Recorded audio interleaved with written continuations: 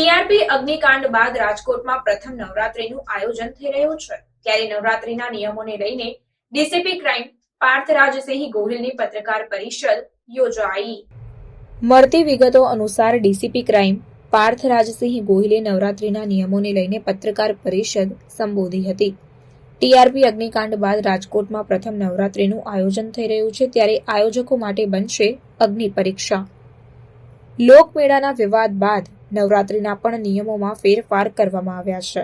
ખાનગી ગરબા આયોજકો માટે અલગ અલગ નિયમોનો ઉમેરો કરાયો છે, ત્યારે ખાનગી આયોજકો દ્વારા સોગંદમાં નામ રજૂ કરવા પડશે।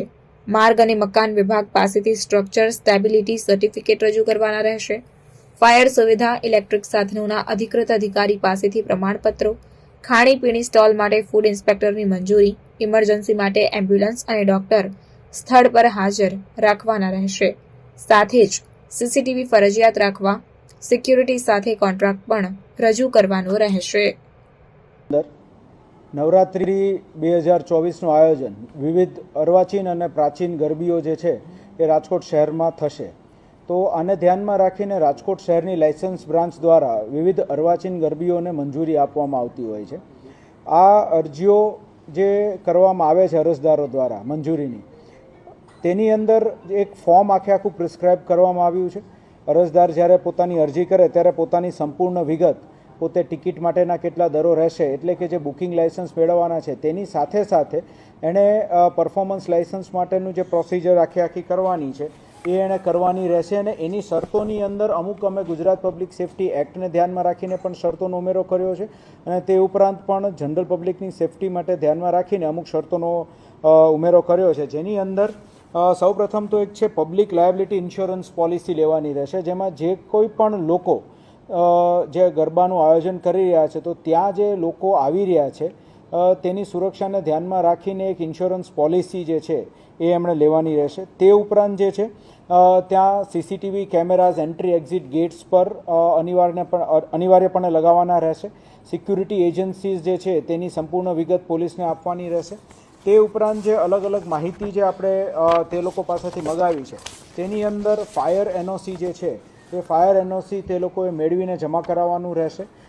વિદ્યુત નિરીક્ષકનું ઇલેક્ટ્રિકલ ફિટિંગ અંગેનું જે સર્ટિફિકેટ છે તે જમા કરાવવાનું રહેશે। ઇમરજન્સી ડૉક્ટરની વ્યવસ્થા અને એમ્બ્યુલન્સની વ્યવસ્થા જે ગરબીના આયોજકોએ પોતાને ત્યાં રાખવાની રહેશે। સ્ટ્રક્ચરલ સ્ટેબિલિટી અંગેનું પ્રમાણપત્ર રાખવાનું રહેશે, અને જે ઇમરજન્સી ડૉક્ટર જે છે એ ત્યાં રહેવા માગે છે તેનું એક સંમતિપત્રક તેમણે જમા કરાવવાનું રહેશે। આ ઉપરાંત અલગ અલગ ગરબીના આયોજકો દ્વારા વિવિધ ફૂડ સ્ટોલ્સ લગાવવામાં આવતા હોય છે, તો તે ફૂડ સ્ટોલ્સ જે લોકો રાખનાર હોય તો તે ફૂડ ઇન્સ્પેક્ટરનું પણ ચકાસ પ્રમાણપત્ર મેળવીને સબમિટ કરવાનું રહેશે। આટલી સર્ટિફિકેટ સબમિટ કર્યા બાદ જે તે આયોજક હશે તેને જરૂરી મંજૂરીઓ આપવામાં આવશે। જો આયોજક જે છે તેના દ્વારા બીજાની માલિકી જે હોય તેવી જગ્યાઓ, એટલે ખાનગી માલિકીની જગ્યાઓ જે છે ત્યાંથી ભાડે રાખવામાં આવ્યું હશે તો જે તે ખાનગી માલિકની પણ સંપૂર્ણ વિગત અને તેની પાસેથી ભાડે રાખ્યું હોય તો ભાડા કરાર અને એમનું જે એનઓસી સર્ટિફિકેટ જે હોય એ પણ તેમને રજૂ કરવાનું રહેશે પોલીસ સ્ટેશન ખાતે, અને ત્યાંથી આ બધા જ કાગળોની ચકાસણી કરીને લાયસન્સ બ્રાન્ચ ખાતે આવ્યા બાદ લાયસન્સ બ્રાન્ચ જે છે એ આગળ મંજૂરી આપવા માટેની પ્રક્રિયા હાથ ધરશે।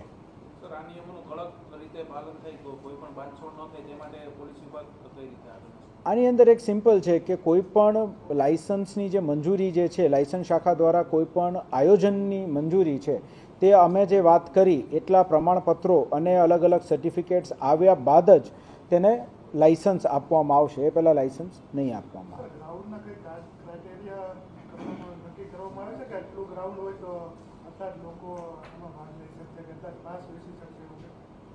જે તે જગ્યાએ જે જગ્યાએ આયોજન કરવામાં આવી રહ્યું છે તો તે ગ્રાઉન્ડ જે છે તેની ક્રાઉડની જે કેપેસિટી છે તેનું વિશ્લેષણ જે છે એ જ્યારે લોકલ સ્થાનિક કક્ષાએથી થાણા અધિકારી વિઝિટ કરશે ત્યારે કરશે, અને એને ધ્યાનમાં રાખીને આ બધાને જે આપણે પબ્લિક સેફ્ટી એક્ટનું અગેન આની અંદર પાલન કરવા માટે કહ્યું છે કે જે તે ગ્રાઉન્ડ છે તેની ક્રાઉડ કેપેસિટીને ધ્યાનમાં રાખીને એક સમય જો વધી જાય તો પછી બાકીના લોકોની એન્ટ્રી બંધ કરવા માટેનું પણ એક શરતો જે છે એ આપણે ઉમેરો કરેલો છે।